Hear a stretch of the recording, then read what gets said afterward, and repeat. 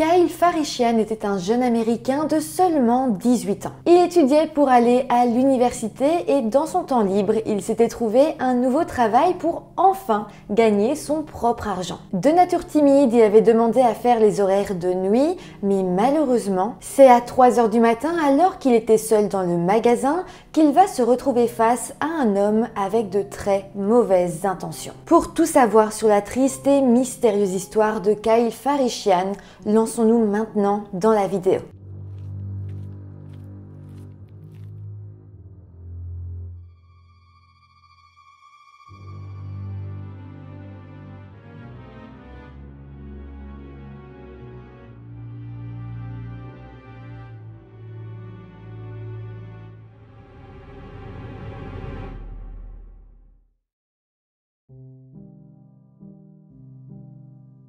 Hello tout le monde, j'espère que vous allez bien. Aujourd'hui, on se retrouve avec une affaire assez récente, elle date de 2015 et surtout, il s'agit aujourd'hui d'une affaire résolue. Cette affaire m'a paru très intéressante parce que de 1, beaucoup de choses ont été filmées par des caméras de surveillance et de 2, parce que le mobile du crime a vraiment été difficile à déterminer et reste encore un petit peu en suspens aujourd'hui. Il y a quand même pas mal de mystères autour de ça. Donc voilà, ça me paraissait intéressant de vous parler de cette histoire aujourd'hui. Avant de commencer, comme d'habitude, je vous rappelle de vous abonner à ma chaîne YouTube si ce n'est pas encore fait. Merci à tous ceux qui sont déjà abonnés, merci à tous ceux qui le feront. N'hésitez pas non plus, si vous en avez envie, de vous abonner à mon compte Instagram. Et voilà, maintenant que tout ça est dit, eh bien, lançons-nous dans cette triste affaire. Kyle Farischian est né le 17 mars 1997 aux États-Unis, dans la ville de Naples, dans l'état de la Floride, et il a grandi là-bas avec sa mère, Bobby, et son beau-père, JJ. Il avait également 7 frères et sœurs, ou plutôt des demi-frères et demi-sœurs, parce que sa famille était recomposée. Si lui vivait la plupart du temps chez sa mère et son beau-père, il avait aussi son père qui vivait un petit peu plus loin. Adolescent, il a fréquenté le lycée North Fort Myers. C'était un jeune garçon qui aimait les activités en plein air, les longues balades à vélo, notamment avec sa sœur Keystone, dont il était très proche. Elle dira d'ailleurs que Kyle veillait sur elle et avait toujours été un grand frère très protecteur. De plus, son beau-père, JJ McKellar, l'avait décrit comme quelqu'un de doux qui aimait rire, jouer et simplement s'amuser. D'ailleurs, Kyle était également passionné de jeux vidéo et il veillait souvent tard le soir pour jouer avec des gens en ligne. En 2015, Kyle avait eu 18 ans et je ne sais pas pourquoi, mais il a décidé d'emménager chez son père qui vivait dans la ville de Punta Gorda, toujours en Floride, à 1 heure en voiture de Naples. Malgré tout, il retournait tous les week-ends pour revoir sa mère et son beau-père ainsi que certains de ses frères et sœurs. Alors, à cette époque, Kyle était connu comme étant un jeune homme extrêmement bien élevé, avec beaucoup de valeurs. Il n'était par contre pas très bavard, mais lorsqu'il parlait, c'était toujours pour faire preuve de gentillesse. Dans cette nouvelle ville, Kyle avait alors commencé à travailler dans un magasin 7-Eleven. C'était l'un de ses premiers travails et il était ravi de gagner son propre argent et de vivre une nouvelle expérience tout simplement. Chose importante à noter, c'est que la chaîne de magasins 7-Eleven, c'est une chaîne qui est ouverte pendant la nuit et c'est vrai que Kyle en avait profité pour demander à travailler pendant la nuit vu qu'il était assez timide et il espérait parler au moins de gens possible. En soi, s'il était assez extraverti avec sa famille, il était par contre assez timide et réservé avec les gens qu'il ne connaissait pas. Pour lui, c'était donc un parfait compromis de travailler de nuit dans un magasin. Mais à présent qu'on connaît un petit peu mieux Kyle, on va se plonger dans la nuit du 31 octobre au 1er novembre 2015. Ce soir-là, Kyle devait travailler au 7-Eleven. Il commençait assez tard puisqu'il devait prendre la relève à 3 h du matin. Alors, il faut savoir que quand on travaille en pleine nuit dans ce genre de magasin, on n'est pas le seul employé, ce serait dangereux. Souvent, il y a 2 employés. Et donc, Kyle, quand il est arrivé à 3 h du matin, il s'attendait à voir sa collègue pour commencer avec elle. Mais ce soir-là, sa collègue était en retard. Elle avait prévenu et donc Kyle était censé être seul au magasin de 3 h à 3 h 30 du matin à peu près. Mais voilà, lorsque sa collègue est réellement arrivée à 3 h 30 du matin, elle va se retrouver face à une scène tout simplement horrible. Alors, comme je vous l'ai dit, Kyle a donc commencé à travailler à 3 h du matin et il était seul dans le 7-Eleven. Et puis finalement à 3h11, un premier client va arriver. Comme on était en pleine nuit, en fait le client ne pouvait pas rentrer directement dans le magasin, la porte était fermée, il devait sonner et Kyle lui a donc ouvert la porte. Mais voilà, quelques minutes plus tard, à 3h17 du matin, une résidente de Punta Gorda a appelé le 911. Elle s'était en fait rendue en voiture jusqu'au magasin 7-Eleven pour y faire des courses, mais sur place, elle avait vu que le magasin était rempli de fumée et un incendie se propageait à l'intérieur. Elle dira même à l'agent du 911 qu'elle pensait avoir vu un corps allongé sur le sol dans le magasin. Alors, je recontextualise, on est dans la nuit du 31 octobre au 1er novembre et donc les policiers s'étaient tout d'abord demandé s'il ne s'agissait pas d'une sorte de blague à l'occasion d'Halloween. Mais finalement, 3 minutes plus tard, lorsqu'ils sont arrivés sur les lieux, ils ont réalisé que ce n'était pas du tout le cas. Il y avait bel et bien un incendie et les pompiers étaient alors arrivés pour l'éteindre. Une fois l'incendie éteint, ils avaient effectivement retrouvé un corps carbonisé près du comptoir et du sang sur le sol. Comme je vous l'ai dit, entre-temps, à 3h30 du matin, la collègue de Kyle qui devait travailler ce soir-là était arrivée sur les lieux. Elle avait vu le magasin en train de prendre feu. Elle avait donc pris son téléphone pour essayer d'appeler la police, mais avant qu'elle appelle, les pompiers étaient arrivés sur place. Cette collègue avait alors été à la rencontre de ces pompiers et des policiers qui étaient arrivés et c'est là qu'elle leur avait dit, les yeux pleins de larmes, qu'en voyant le corps allongé, elle pouvait leur dire avec certitude qu'il s'agissait du corps de son collègue Kyle. Alors, pour essayer de comprendre ce qui était arrivé, la police avait visionné les images de vidéosurveillance des 2 caméras situées dans le magasin. Déjà, sur la première caméra, les images étaient très floues, mais comme je vous l'ai dit, on a quand même pu voir qu'à 3h11 du matin, un client est rentré dans le magasin et qu'il a ensuite erré dans les rayons pendant environ 1 minute. Kyle a d'ailleurs passé cette minute-là à le suivre de loin pour le surveiller. Par la suite, à 3h12, l'homme qui était en fait en train de couvrir son visage a été vu en train de sortir de la 3e allée du magasin en tenant un bidon d'essence. Et là, sans prévenir, il a sorti une arme à feu et a tiré dans la tête de Kyle à bout portant. Kyle n'est pas tombé directement, il s'est pris une première balle mais il est resté debout et l'assaillant a tiré une 2e fois et cette fois-ci, Kyle est tombé au sol. L'homme s'est ensuite approché et il a versé de l'essence sur son corps avant de saisir un briquet dans l'un des présentoirs et de mettre le feu à Kyle et au comptoir. Il est par la suite sorti du magasin en courant.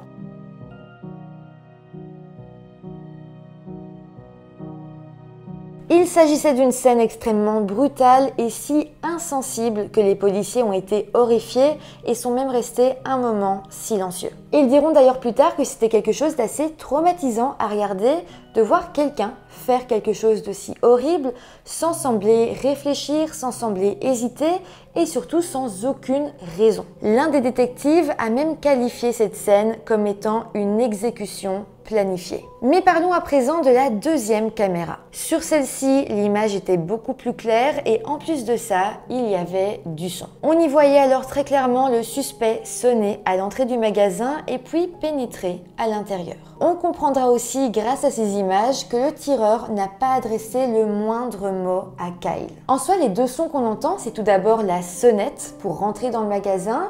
Après ça, s'écoule 78 secondes de calme et puis après ça, on entend les 2 coups de fusil. Grâce à cette caméra, on a d'ailleurs eu une image plus claire de ce que le suspect portait. Il avait un pantalon de camouflage et des gants en latex, d'ailleurs, on le voit les retirer à un moment donné. Il a également posé son arme sur le sol, ce qui a permis aux détectives d'en avoir une image assez claire. Il s'agissait d'un revolver à canon long. Sur la fin de l'enregistrement, on peut voir l'homme prendre la fuite à 3h13, donc en soi, il est resté moins de 3 minutes dans le magasin. Mais ce qui est encore plus fou, c'est qu'on pouvait y déceler aucun mobile. Le tireur n'était même pas allé derrière le comptoir pour essayer de récupérer l'argent, il n'a rien volé non plus dans les rayons. Très vite, la famille de Kyle a été prévenue et ils se sont tous rendus à Punta Gorda pour être au plus proche de l'enquête. La famille est donc restée plusieurs journées ensemble à pleurer et à attendre des réponses. La violence de ce crime a réellement choqué la police, le public et surtout la famille. En fait, il semblerait que le tueur soit venu avec la seule intention de tuer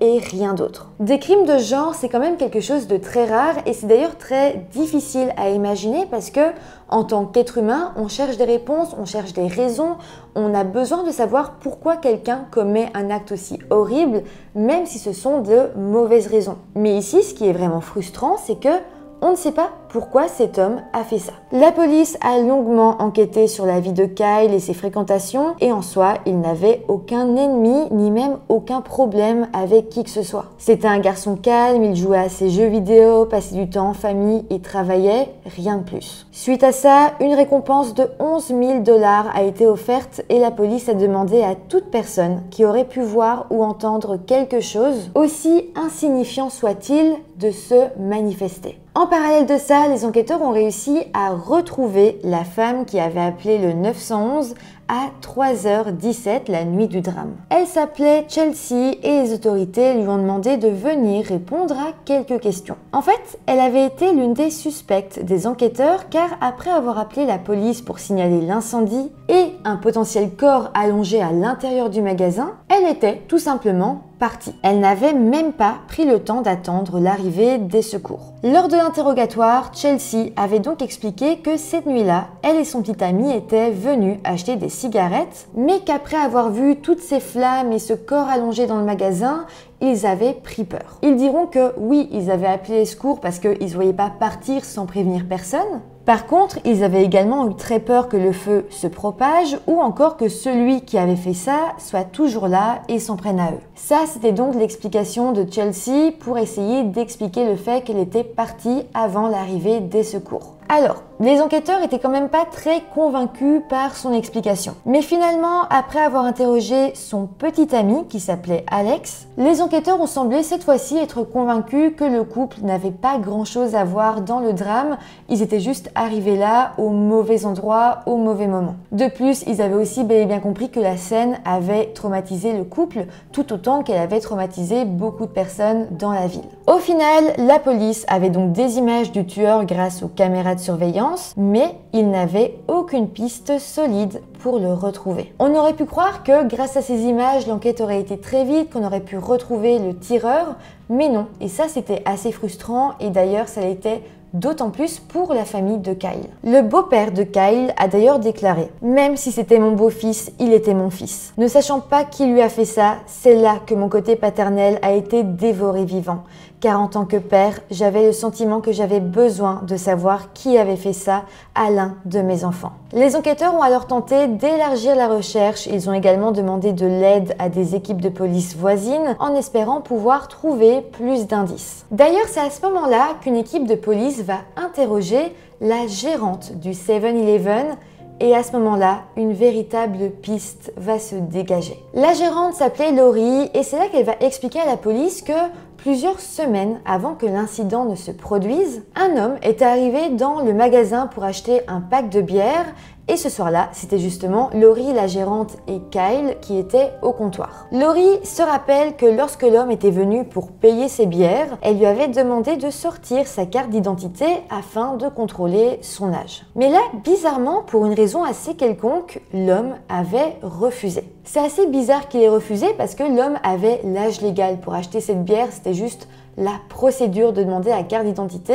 mais l'homme n'a pas voulu et donc à cause de ça, Laurie, la gérante, a refusé de lui vendre les bières. La police s'est alors procuré les images de vidéosurveillance de ce soir-là et en les regardant et en les écoutant, les agents ont pu entendre l'homme dire à la gérante qu'il allait la faire licencier. Il avait également exigé de connaître le nom de tout le monde avant de sortir en trombe du magasin. Lorsque l'homme était sorti, la gérante, donc Laurie, l'avait suivi à l'extérieur. Son but, c'était en fait fait de voir sa voiture et de noter sa plaque d'immatriculation, mais à ce moment-là, l'homme avait coincé Lori à l'intérieur du magasin et il s'était mis à crier et à se montrer agressif et menaçant. Il était réellement en colère et Kyle, qui était resté jusque-là sans rien faire, avait finalement pris le téléphone pour appeler le 911. Juste avant l'arrivée de la police, l'homme était finalement reparti, mais heureusement, Lori avait pu récupérer sa plaque d'immatriculation et l'avait remise à la police le jour même. Mais attendez, parce que cette histoire ne s'arrête toujours pas là. Quelques semaines plus tard, le 15 septembre 2015, l'homme était revenu malgré son interdiction de rentrer dans le magasin. Une fois encore, c'était Lori qui était au comptoir et elle avait refusé de le servir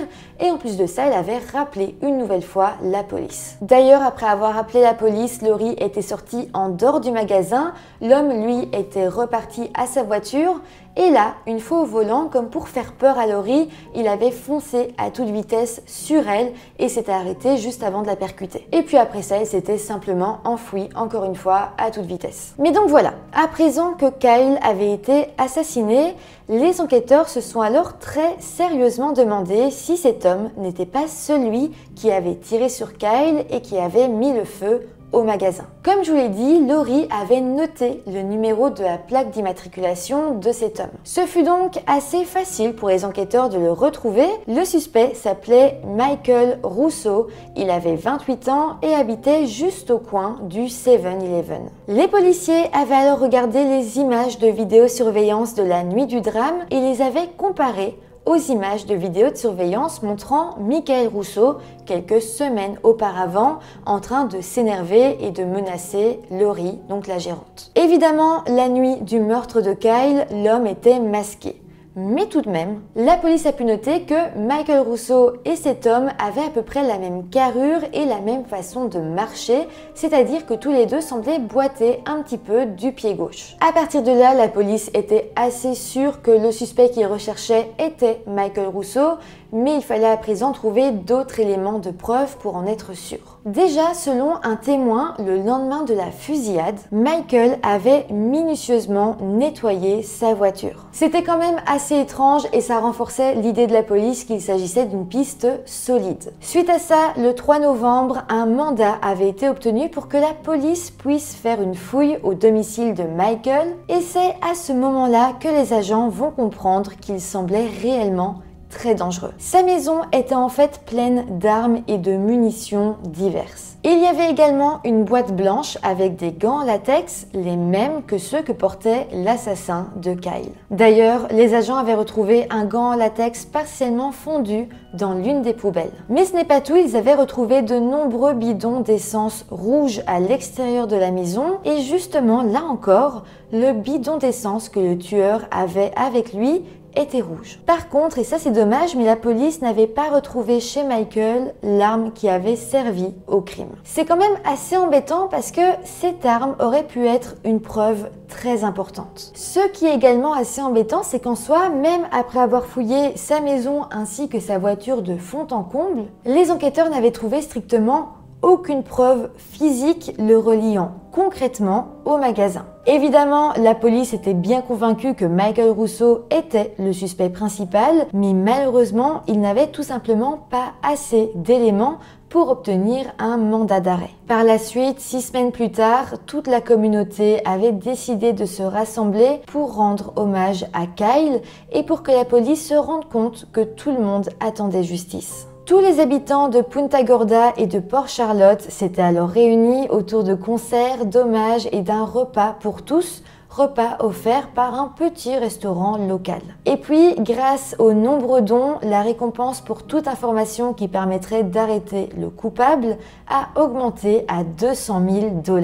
Par la suite, il y a eu l'enterrement de Kyle, son cercueil a été transporté dans une belle camionnette Ford à l'ancienne et selon ses proches, Kyle aurait vraiment apprécié ce véhicule. De plus, un ballon de football jaune avec des messages de ses proches a été placé sur le cercueil. Du côté de la police, eh bien, les agents ont décidé de demander de l'aide au FBI et a fait appel à une nouvelle technologie qui pourrait les aider à éclaircir l'image des vidéosurveillance pour pouvoir voir le suspect le mieux possible. De plus, les policiers ont passé des semaines et même des mois à interroger et questionner de nombreuses personnes au sujet de Michael pour essayer de se faire une idée précise de quel homme il était. Ils vont alors recevoir plusieurs témoignages de personnes qui ont déclaré avoir déjà accusé Michael de les avoir menacés pour des choses qui étaient d'ailleurs complètement ridicules et même insignifiantes. En soi, après avoir parlé avec beaucoup de gens qui le connaissaient, le portrait qu'on a pu se faire de Michael,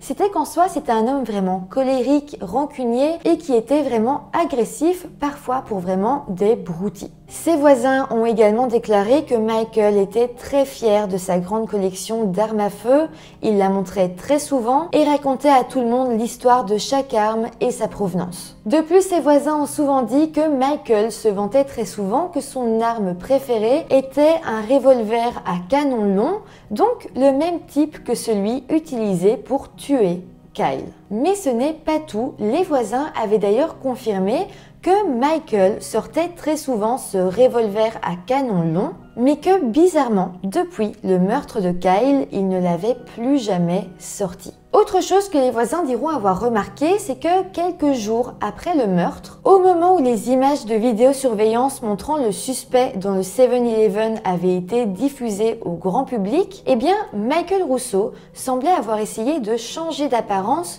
en se coupant les cheveux et en taillant sa barbe. Tous ces témoignages n'étaient clairement pas anodins et grâce à ça, la police s'est dit qu'ils avaient suffisamment de preuves contre Michael. Finalement, 5 mois après que Kyle ait été tué, les enquêteurs ont arrêté Michael Russo et l'ont accusé de meurtre et d'incendie criminel. Il restait par contre toujours une question en suspens, c'est pourquoi est-ce que Michael avait fait ça? Alors oui, on peut se dire qu'il était en colère, notamment à cause de l'altercation qu'il avait eue avec Lori, donc la gérante, mais tout ça paraissait tout de même assez insensé, c'était une réaction totalement disproportionnée. La police pensait alors que Michael était entré dans le magasin avec l'intention de tuer celui qui y travaillait. C'était préparé et on pense même qu'il ne se souciait absolument pas de qui était au comptoir, ni du nombre de personnes qui pouvaient être présentes dans le magasin. Au final, Michael Russo a décidé de plaider non coupable et son procès a commencé en mai 2017. Sa défense a d'ailleurs reposé sur le fait que, selon lui et ses avocats,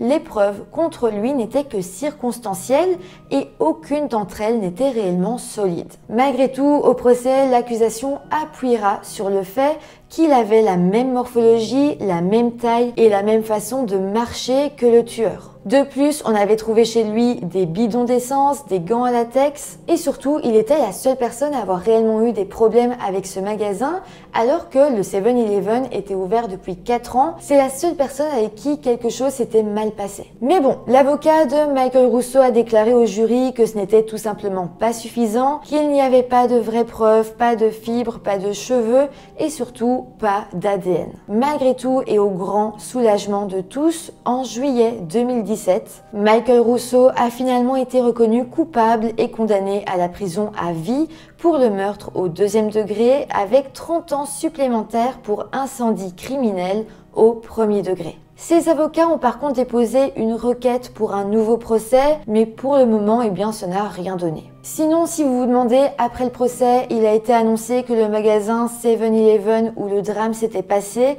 serait à présent fermé définitivement. Voilà, c'est comme ça que se termine cette triste affaire. N'hésitez pas à me dire en commentaire ce que vous en avez pensé. Personnellement, je pense que Michael Russo avait des problèmes psychologiques. Il a plaidé non coupable, donc c'est pas quelque chose dont on a pu discuter réellement au procès, vu que lui disait tout simplement ne pas avoir commis cet acte. Peut-être que s'il avait reconnu l'avoir fait, on aurait pu se poser plus de questions sur son état mental, mais malheureusement, ça ne s'est pas fait. En tout cas, si la vidéo vous a intéressé, n'hésitez pas à mettre des petits pouces en l'air, à vous abonner à la chaîne, et moi, comme d'habitude, je vous dis à très bientôt pour une nouvelle vidéo. Bye!